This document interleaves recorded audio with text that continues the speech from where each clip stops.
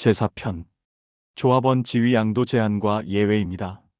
이번 편에서는 재개발 재건축 사업에서 가장 오해가 많고 실제 분쟁과 세금 문제로 자주 이어지는 주제인 조합원 지위 양도 제한과 예외를 정리해 보겠습니다. 투자자 입장에서는 언제까지 사고 팔 수 있는지, 조합원 입장에서는 가족에게 넘기거나 상속할 때 문제가 없는지, 세입자 입장에서는 지위 양도 제한이 나에게 어떤 영향을 주는지 알아야만 움직일 수 있습니다. 제1장 왜 조합원 지위 양도 제한을 두는가입니다. 정비사업 초기에는 조합원 지위 양도에 큰 제한이 없었습니다. 정비구역이 지정되고 조합이 설립되면 개발 기대감이 급격히 커지면서 이른바 입주권 장사가 성행했고, 투기 과열로 인해 실제 거주민들이 사업에서 밀려나는 현상이 반복되었습니다. 정부는 투기를 막고 실수요자를 보호하기 위해 투기과열지구 등 규제지역 안에서는 조합원 지위를 일정 시점 이후 새로 취득하지 못하도록 막는 장치를 두었습니다. 그 핵심이 도시 및 주거환경정비법 도시정비법 제39조와 시행령 제37조에 규정된 조합원 지위 양도 제한입니다. 정비사업이 진행될수록 개발 이익이 커지므로 뒤로 갈수록 매매를 막아야 투기성 거래를 줄일 수 있습니다.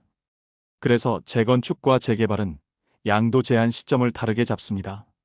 재건축은 조합 설립인가 이후, 재개발은 관리처분 계획인가 이후를 기준으로 삼습니다.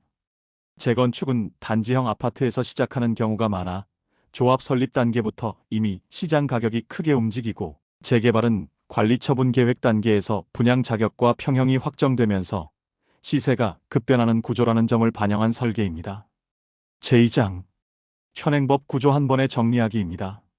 도시정비법 제39조는 조합원 자격과 양도 제한을 하나의 조문 안에서 규율합니다. 핵심만 뽑으면 다음과 같이 정리할 수 있습니다. 첫째, 조합원은 원칙적으로 토지 등 소유자입니다. 재건축의 경우 재건축 사업에 동의한 자라는 추가 요건이 붙습니다. 둘째, 투기과열지구에서 정비사업이 진행되는 경우 법에서 정한 시점 이후에 건축물이나 토지를 새로 취득한 사람은 조합원이 될 수 없습니다. 재건축은 조합 설립인가 이후, 재개발 도시환경정비는 관리처분 계획인가 이후가 그 시점입니다. 셋째, 다만 예외적으로 조합원 지위 승계가 허용되는 경우를 법과 시행령이 열거하고 있습니다. 상속, 이혼에 따른 재산 분할, 장기 실거주 1세대 1주택 사업, 지연, 수용매도 청구 경매 등 불가피한 처분, 공공재개발 상가 임대사업 등입니다. 구체적인 기준은 시행령 제37조에서 정하고 있습니다. 여기서 중요한 포인트는 양도 계약이 무효냐 아니냐가 아니라 양수인이 조합원 자격을 취득할 수 있느냐입니다. 양도 제한 이후에 산 사람은 조합원이 될 수 없고, 사업이 진행되면 손실보상 대상자에 머무는 구조입니다. 판례와 법제처 해석은 이 점을 일관되게 확인해주고 있습니다. 제3장 재건축과 재개발, 양도 제한 시점의 구조 차이입니다. 재건축은 투기과열지구로 지정된 이후 조합 설립인가가 나면 그때부터는 원칙적으로 조합원 지위를 새로운 매수인에게 넘길 수 없습니다. 안전진단 통과, 추진위원회 승인, 조합 설립 추진 등 과정에서 이미 시세가 크게 오르는 만큼 법은 비교적 앞단에서 더 이상의 투기성 진입을 막는 장치를 작동시키는 셈입니다. 재개발은 정비구역 지정 이후에도 어느 정도 거래가 가능하지만 관리처분 계획인가가 나면 상황이 달라집니다. 2단계에서 종전자산 종후자산, 조합원별 분양 평형, 분담금 구조가 구체적으로 확정되기 때문에 이후부터 입주권 거래를 허용하면 단기간에 큰 차익을 노리는 투기 수요가 몰릴 수 있습니다. 그래서 관리처분 계획인가 이후에는 양수인이 조합원 자격을 취득할 수 없도록 막는 것입니다. 이 차이가 실제 투자 타이밍에 미치는 영향은 상당히 큽니다. 재건축 단지는 조합 설립인가 전까지가 사실상 마지막 진입 기회이고, 재개발은 관리처분 계획인가 전까지는 조합원 지위를 전제로 한 투자가 가능하다는 식으로 시장이 움직입니다. 그래서 매수 매도자는 항상 현재 단계가 어디인지 투기과열지구 지정 여부와 양도 제한 시점을 정확히 확인해야 합니다. 서울시가 제공하는 정비사업 단계별 진행 현황, 구청 고시공고, 정보 몽땅 사이트 등을 통해 비교적 쉽게 확인할 수 있습니다. 제4장 예외 규정의 실제 내용과 의미입니다. 입법자는 모든 양도를 막아버리면 실수요자의 정상적인 주거 이동까지 막히고 예기치 못한 사망이나 이혼, 경매 등 불가피한 상황에 대한 구제도 사라진다는 점을 알고 있습니다. 그래서 시행령 제37조에서 몇 가지 예외를 두고 있습니다. 가장 대표적인 것이 10년 보유, 5년 거주, 1세대 1주택자 예외입니다. 동일 세대가 해당 주택을 10년 이상 보유하고 5년 이상 실제 거주한 경우에는 투기과열지구 재건축 단지라도 조합 설립인가 이후에도 조합원 지위를 양도할 수 있습니다.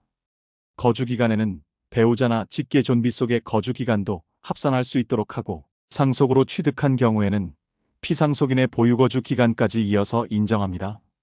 실거주 장기 보유자를 투기 세력과 구분하는 장치입니다. 또 다른 축은 불가피한 권리 변동입니다. 상속이나 이혼으로 인한 재산 분할은 투기 목적 거래로 보기 어렵기 때문에 법은 이를 양도 제한의 대상인 양도양수 개념에서 제외합니다. 이런 경우에는 상속인이나 재산 분할을 받은 자가 조합원 지위를 그대로 승계할 수 있고 국세청 역시 상속, 이혼으로 인한 입주권 승계를 원칙적으로 과세 대상 양도로 보지 않습니다. 사업 지연이 장기화된 경우도 예외 사유입니다. 사업 시행인가를 받고도 일정 기간 이상 착공하지 못한 재건축 단지는 사실상 개발 리스크가 커지고 투자 회수도 불확실해집니다. 이때까지 양도를 막으면 조합원은 오히려 개발 인질이 되기 쉽습니다. 그래서 시행령은 사업 시행인가 이후 일정 기간 동안 착공하지 못한 경우에는 조합원 지위 양도를 허용하고 있습니다. 강제적인 처분도 예외입니다. 공익사업을 위한 수용, 토지건축물 매도 청구, 법원의 경매, 공매 등으로 소유권이 넘어가는 경우 조합원 지위 양도 제한 규정을 그대로 적용하면 조합원은 어쩔 수 없이 재산권을 잃으면서도 조합원으로 인정받지 못하는 이중의 손실을 입게 됩니다. 그래서 이런 경우에는 양수인이 조합원 지위를 승계하거나 손실보상 절차를 통해 개발 이익 상당 부분을 반영하도록 하는 방향으로 법령과 판례가 정비되어 있습니다. 최근에는 공공재개발에서 상가조합원이 임대사업자로 전환되는 경우 등 특수한 상황을 고려한 예외 규정도 추가되었습니다. 시행령은 공공재개발 사업에서 공공이 상가를 매입해 임대하는 사업을 추진하는 경우 조합원 지위 양도 제한 규정의 적용 방식을 별도로 정하고 있습니다.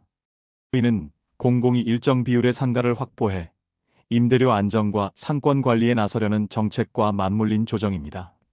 제5장 조합원, 투자자, 지자체가 실제로 부딪히는 쟁점들입니다.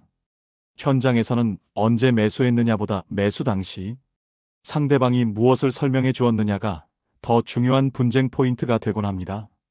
도시정비법은 토지 등 소유자에게 자신의 토지 건물을 매매할 때 조합원 자격, 지위, 양도 제한, 분양권 산정 기준일 등을 상대방에게 설명하고 계약서에 기재하도록 의무를 부여하고 있습니다. 실무에서는 매도인이 이 설명 의무를 제대로 이행하지 않아 문제가 되는 경우가 많습니다.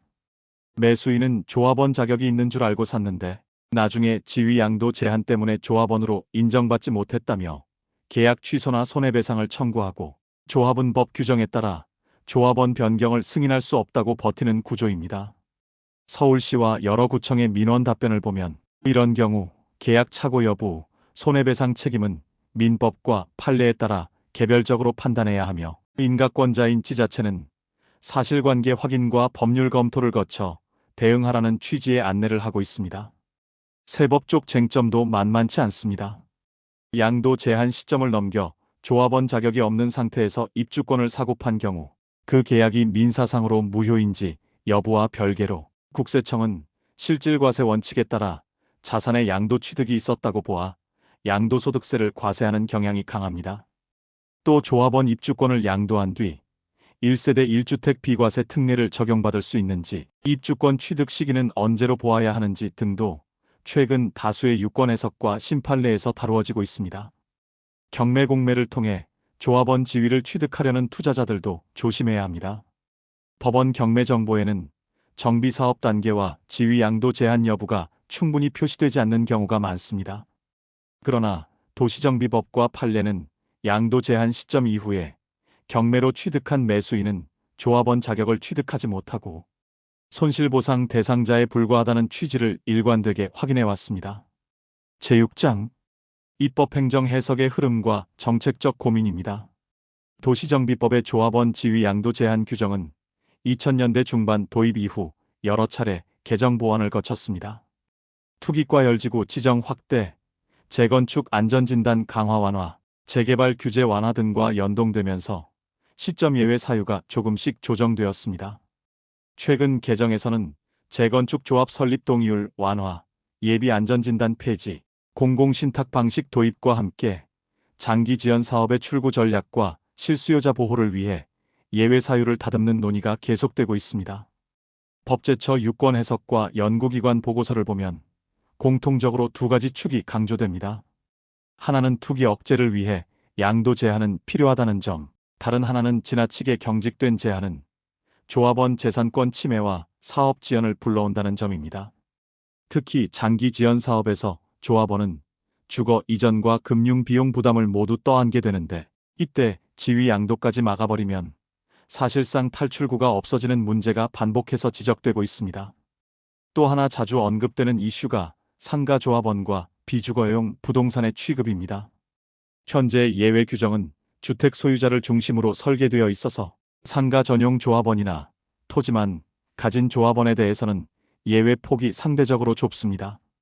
서울시 공공재개발, 국토부 정책자료 등에서는 상가 조합원에 대한 별도 기준을 마련해야 한다는 의견이 반복해서 나오고 있습니다. 제7장 실무에서의 전략적 포인트입니다. 조합원과 투자자 관점에서 이 제도를 활용 대응하는 방법을 정리해 보겠습니다. 먼저 단계 파악이 전부의 출발점입니다. 내가 관심 있는 구역이 재건축인지 재개발인지, 현재 어디까지 진행되었는지, 투기과 열지 구조정 대상 지역 투기지역 지정 여부는 어떤지, 구청 고시와 국토부 지정 현황을 반드시 확인해야 합니다. 이 정보를 모르면 지위 양도 제한 시점을 잘못 판단해 치명적인 실수를 할 수밖에 없습니다. 둘째, 토지 등 소유자 조합원 입장에서는 가족 간 증여, 상속, 이혼, 재산 분할 등 예정된 권리 변동을 사업 단계와 맞추어 설계해야 합니다. 상속은 사망 시기에 따라, 이혼은 재산 분할 시기에 따라 지위 승계가 허용되지만 단순 증여는 양도로 보아 제한 대상이 됩니다. 특히 자녀에게 미리 입주권을 넘겨주려는 계획이 있다면 양도 제한 시점 이전에 실행할지, 장기 보유거주 요건을 충족시켜 예외에 해당하도록 할지, 세법상 증여양도세 부담까지 계산해 종합적으로 판단해야 합니다. 셋째, 매매계약서 작성 시에는 조합원 지위, 입주권, 양도 제한에 관한 조항을 별도로 두는 것이 분쟁 예방에 도움이 됩니다. 예를 들어 매수인이 조합원 자격을 취득하지 못하는 경우 계약을 해지할 수 있는지, 아니면 조합원 자격 취득 실패와 무관하게 소유권 이전과 대금 지급을 완료해야 하는지 그 책임 구조를 명확히 적어두어야 나중에 다툼이 줄어듭니다. 서울시와 여러 지자체는 표준 계약서에 조합원 지위, 입주권 관련 설명 조항을 넣도록 권고하고 있습니다. 넷째, 경매 공매 참여자는 권리 분석에서 지위 양도 제한 여부를 반드시 체크해야 합니다. 매각물 건명세서에 정비구역 여부와 조합원 지위, 양도 제한 언급이 없는 경우라도 스스로 구청 도시정비과와 조합 사무실에 확인하는 절차를 밟아야 합니다.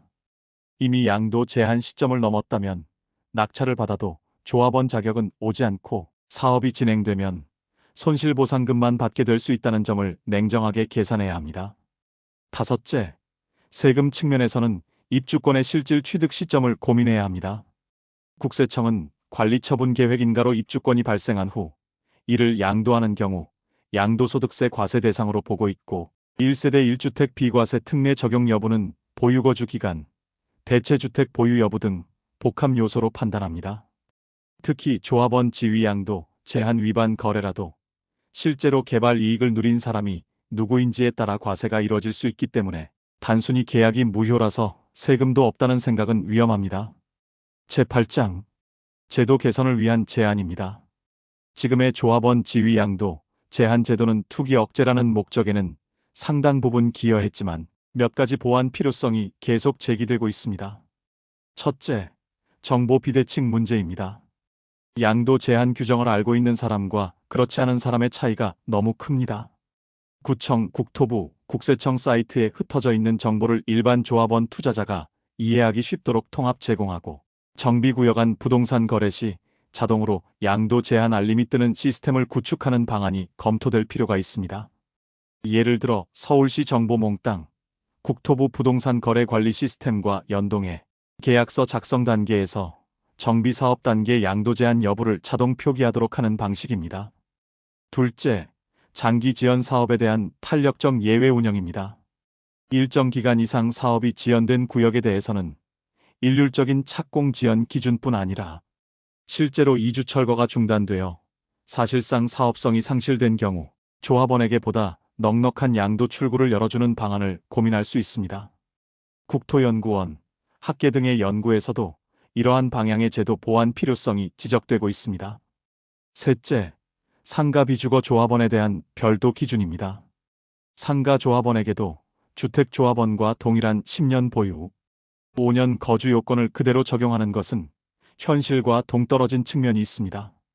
임대업의 특성과 상권 구조를 감안해 상가 조합원에 대해서는 임대기간, 영업기간, 지역 상권 기여도 등을 반영한 다른 기준을 설계하는 것이 더 합리적입니다. 넷째, 세법과의 정합성 강화입니다. 도시정비법상 조합원 지위 양도 제한 위반 거래에 대해 국세청은 실질과세를, 지자체는 등록세 취득세 추징을, 조합은 조합원 변경 거부를 각각 별도로 판단하는 경우가 많습니다. 이 세 축이 서로 엇갈리면 법에는 안 맞는데 세금은 내야 하고 조합원은 아니면서 분담금은 내야 하는 애매한 회색지대가 생깁니다. 도시정비법 개정 논의 과정에서 국세청, 지자체, 국토부가 함께 기준을 정리해가는 노력이 필요합니다. 제9장 마무리 사편을 정리하며입니다. 조합원 지위 양도 제한은 한 줄로 요약하면 언제까지 조합원 입주권을 사고팔 수 있느냐의 문제입니다. 하지만 그 이면에는 투기 억제, 실수요자 보호, 장기 지연 사업의 출구 전략, 세금과 보상 문제까지 복잡하게 얽혀 있습니다. 이 편에서 정리한 것처럼 재건축은 조합 설립인가 이후, 재개발은 관리 처분 계획인가 이후가 본격적인 양도 제한 시점입니다.